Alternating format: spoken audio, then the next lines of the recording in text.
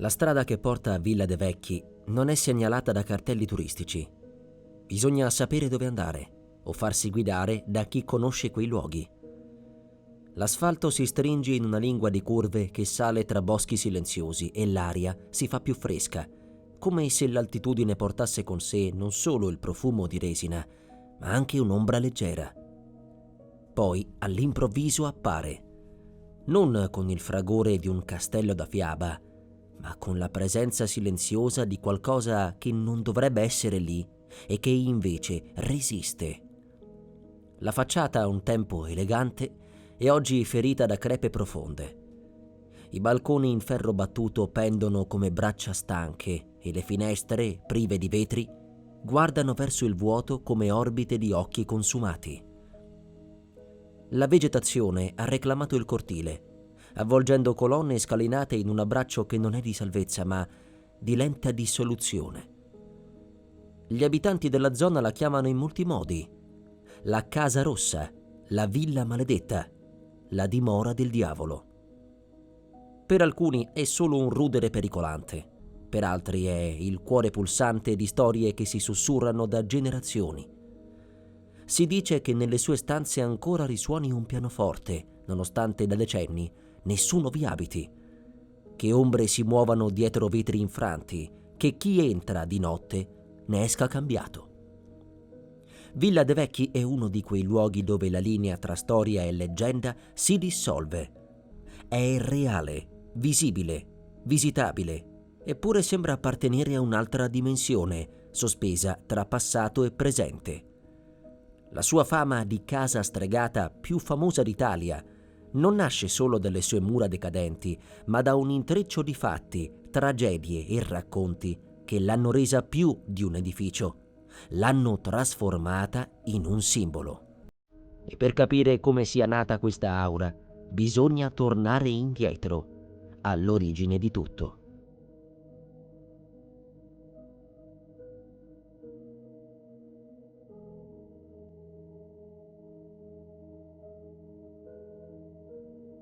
La storia di Villa de Vecchi inizia in un'epoca di eleganza e ambizione, lontanissima dall'immagine decadente che oggi la caratterizza. Siamo a metà dell'Ottocento, in un'Italia che ancora non è unita, ma che respira un'aria di fermento culturale. È il 1854, quando il conte Felix de Vecchi, ufficiale dell'esercito del Regno di Sardegna e appassionato viaggiatore, decide di costruire una residenza di villeggiatura nella quiete dei Monti Lecchesi. Il luogo scelto è maestoso. Una collina con vista sulla valle dell'Adda, circondata da boschi e con un orizzonte che nelle giornate limpide sembra toccare le Alpi. Non è solo una questione di panorama. La posizione, appartata ma raggiungibile, offre al conte un rifugio lontano dai rumori e dalle tensioni della politica e della vita urbana. Per il progetto si affida a un architetto di prestigio, Alessandro Sidoli, che disegna una dimora che unisce elementi del gusto orientale, allora di moda, con linee neoclassiche e tocchi liberty ante litteram.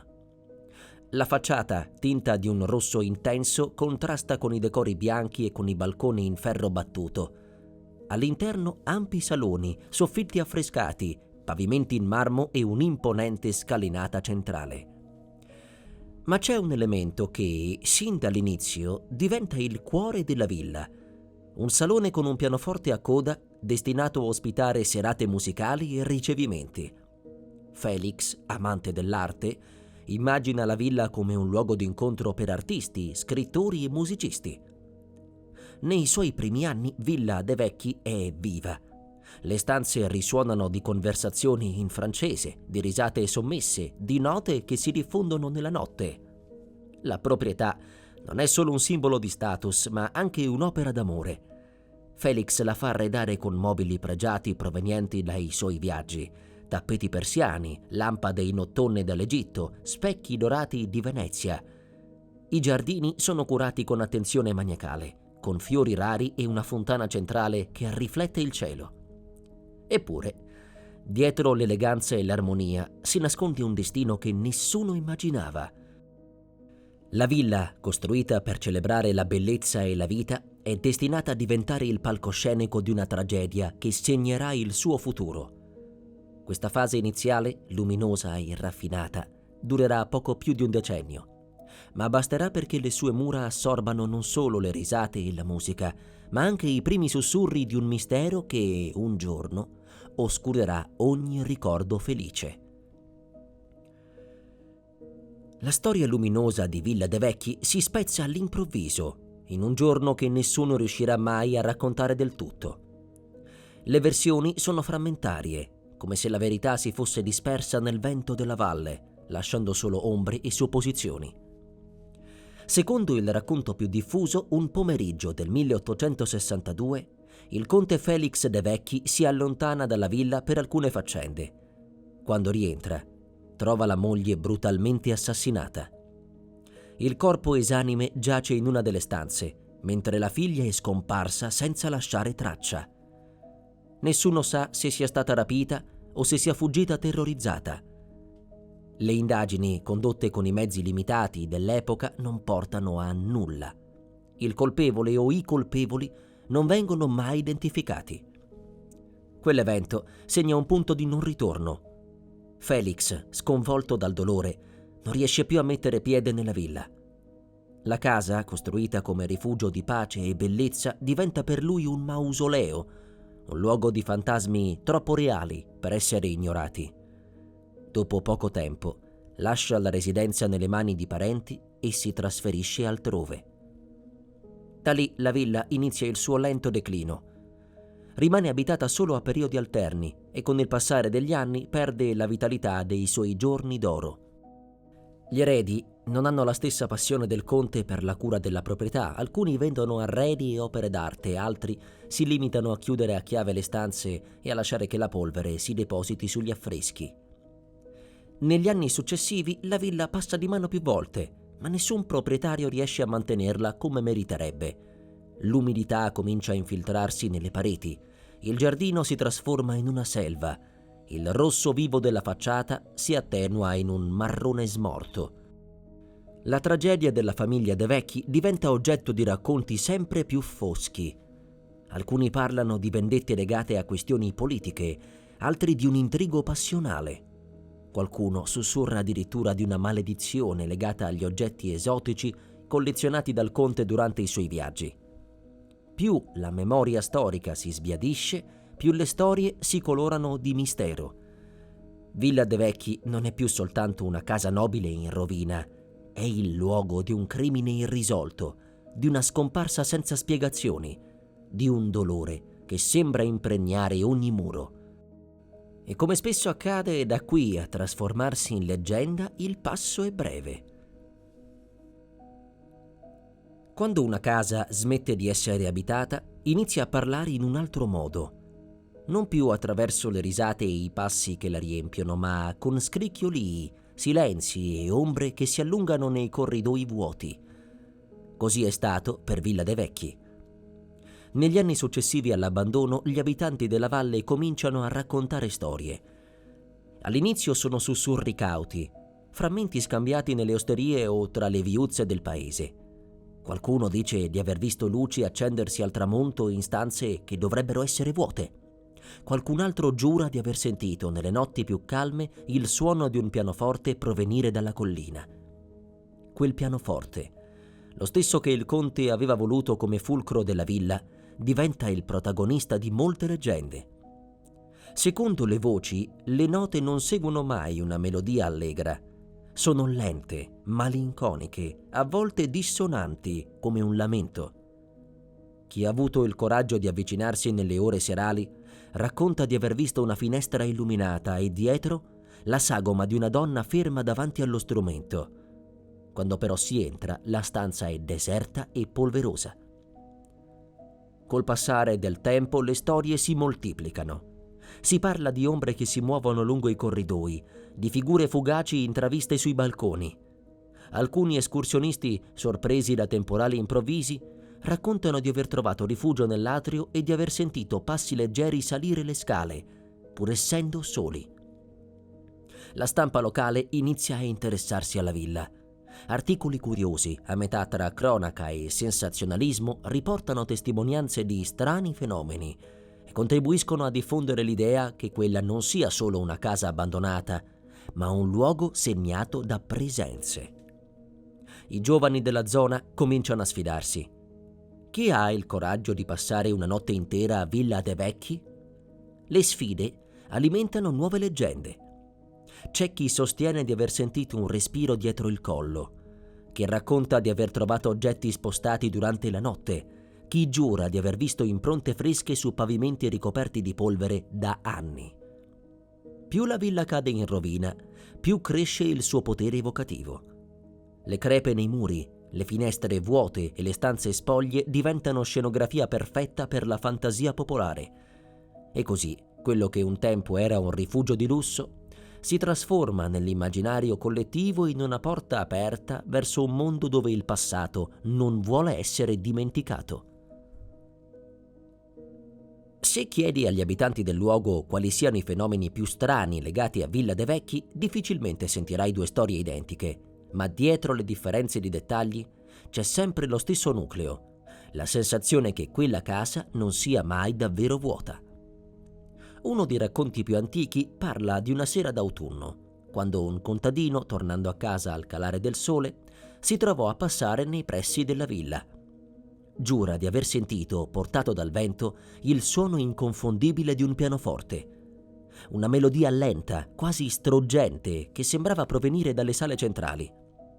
Sorpreso, si fermò ad ascoltare, convinto che qualcuno avesse finalmente preso possesso della casa.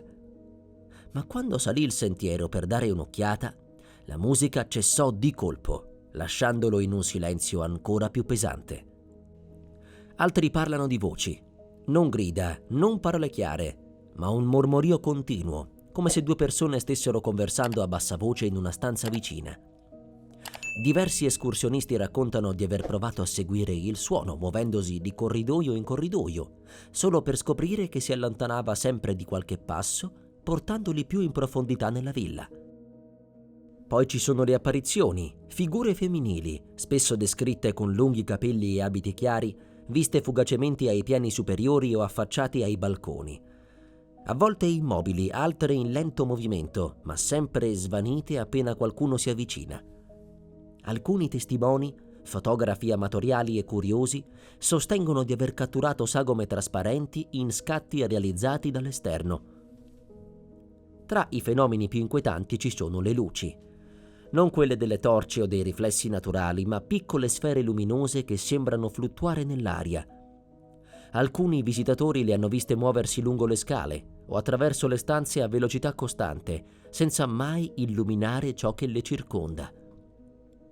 Anche le variazioni improvvise di temperatura sono state segnalate. Gruppi di appassionati di paranormale raccontano di essere entrati in una stanza tiepida per poi avvertire nel giro di pochi secondi un freddo intenso che sembrava penetrare nelle ossa, senza alcuna corrente d'aria a giustificarlo. Ci sono infine storie più fisiche, difficili da liquidare come suggestione. Porte pesanti che si chiudono da sole con un colpo secco, anche in assenza di vento. Oggetti trovati in posizioni diverse da come erano stati lasciati poco prima. In un caso, un gruppo di ragazzi in esplorazione notturna trovò la scala centrale cosparsa di petali di rosa freschi. La sera precedente, giurano, non c'era nulla. Naturalmente chi è scettico parla di illusioni ottiche, di suoni portati dall'acustica particolare della collina, di animali notturni che si muovono tra i muri. Ma anche loro, se incalzati, ammettono che c'è qualcosa di insolito in quella villa. Forse è l'atmosfera, forse è il peso della storia, forse è il potere della suggestione.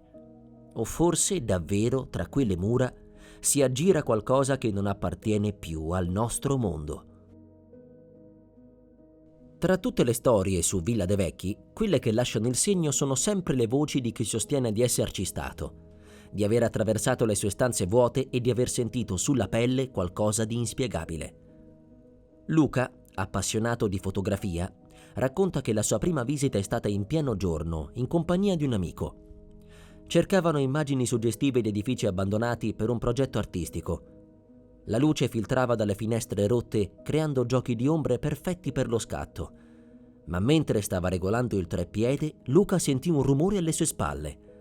Un passo deciso, seguito da un lieve fruscio, come di un abito che sfiora il pavimento. Si voltò di scatto, ma la stanza era vuota. Pensò fosse il vento, finché non sviluppò le foto. In una di esse, dietro un arco, si intravedeva una sagoma evanescente. Marta invece ci entrò in una sera d'estate, insieme a un gruppo di amici incuriositi dalla leggenda. Racconta che a un certo punto decisero di dividersi per esplorare i piani superiori. Lei si trovò in una stanza piccola con le pareti scrostate e il pavimento in legno. Il silenzio era totale, finché non sentì un pianoforte suonare da qualche parte al piano inferiore. Una melodia lenta, malinconica. Corse verso la scalinata per avvisare gli altri, ma quando arrivò nell'atrio il suono cessò di colpo. Nessuno dei suoi amici aveva sentito nulla. Anche Andrea, membro di un gruppo di ricerca sul paranormale, ha un episodio che ricorda bene. Durante un'indagine notturna piazzarono microfoni e registratori in varie stanze per captare eventuali EVP, le presunte voci elettroniche degli spiriti. Riascoltando le registrazioni, trovarono un passaggio inquietante. Nel silenzio assoluto, una voce femminile sussurrava parole in una lingua sconosciuta. Ma non tutte le testimonianze riguardano suoni o visioni. C'è chi racconta sensazioni fisiche intense. Paolo, escursionista esperto, dice di essere entrato nella villa in un pomeriggio di fine inverno. L'aria era fredda ma sopportabile, finché non mise piede in un salone laterale. Lì la temperatura calò bruscamente, tanto da vedere il fiato condensarsi. Uscendo dalla stanza, tornò tutto normale. Questi racconti, raccolti negli anni, formano un mosaico dove realtà e leggenda si intrecciano.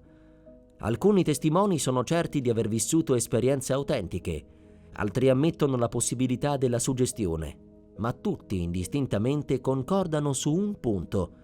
Villa de Vecchi ha un'atmosfera che non si trova altrove. Un'energia, dicono, che si percepisce appena varcata la soglia e che ti accompagna anche dopo averla lasciata.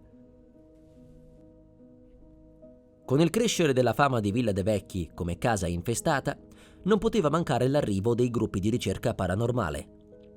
Negli anni, diverse squadre di appassionati e investigatori hanno varcato il portone scrostato della villa armati non di croci e aglio, ma di telecamere a infrarossi, registratori ad alta sensibilità e rilevatori di campi elettromagnetici.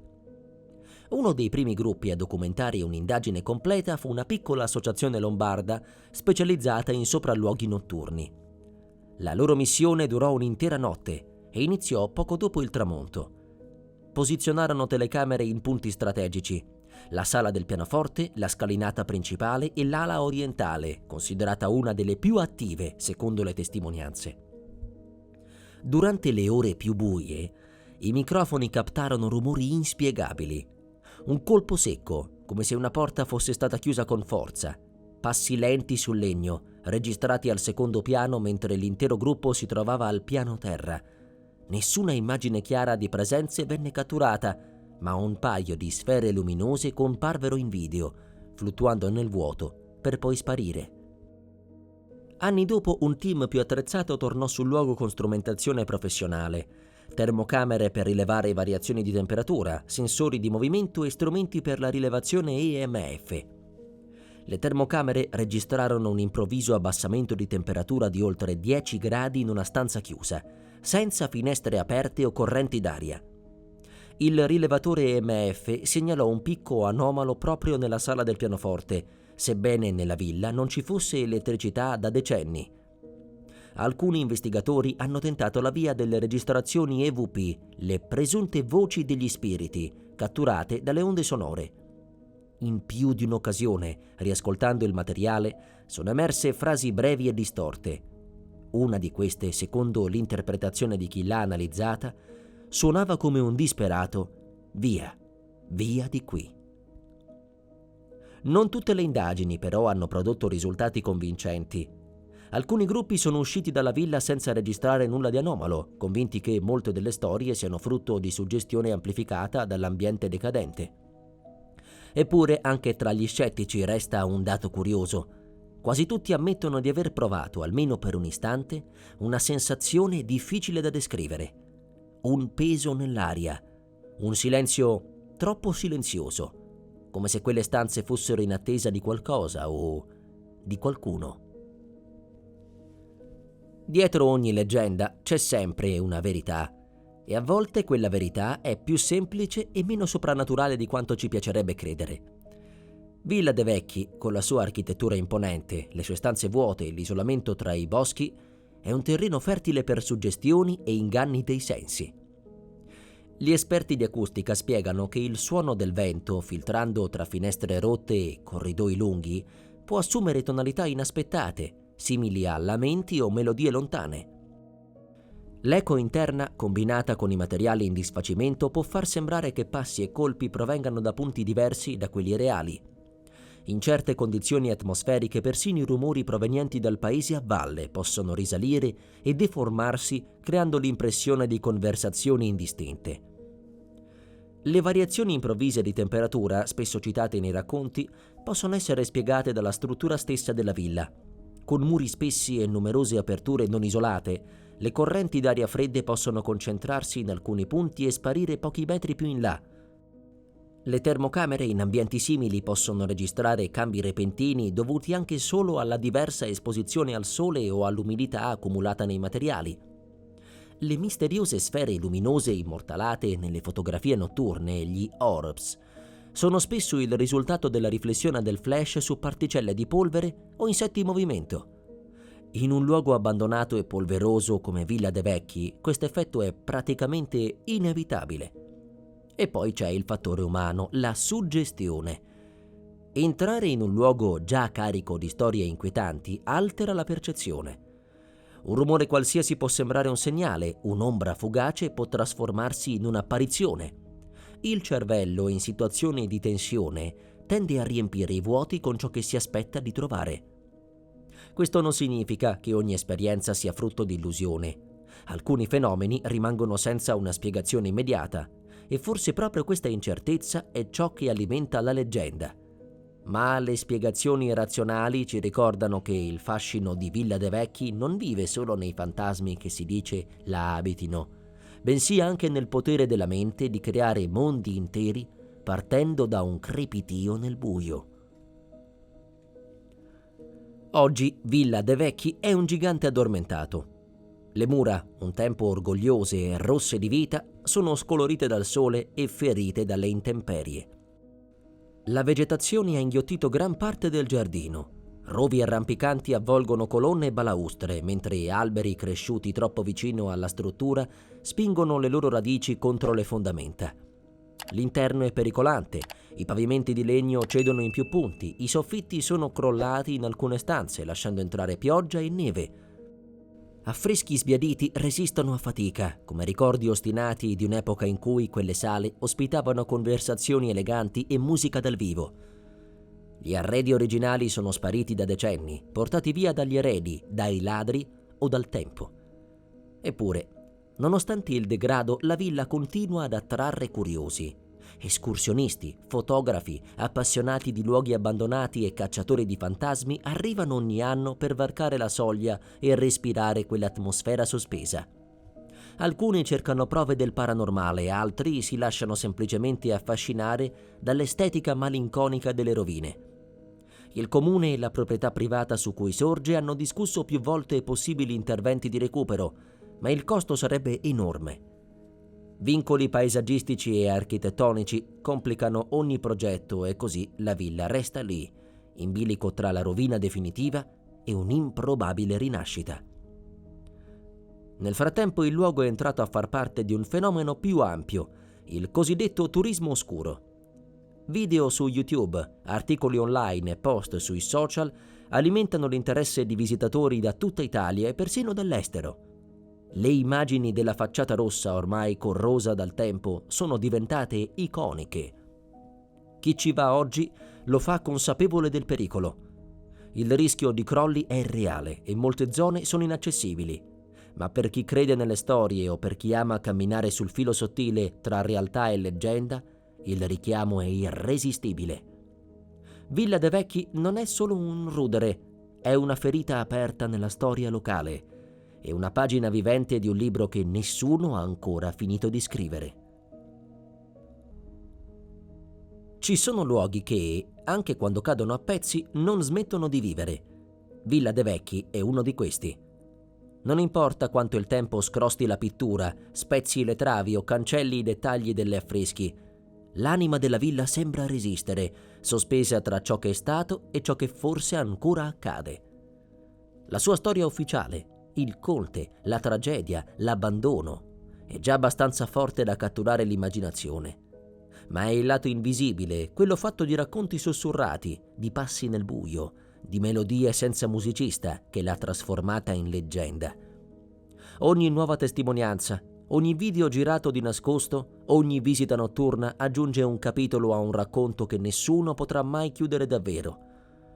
Per alcuni il mistero è tutto nella mente.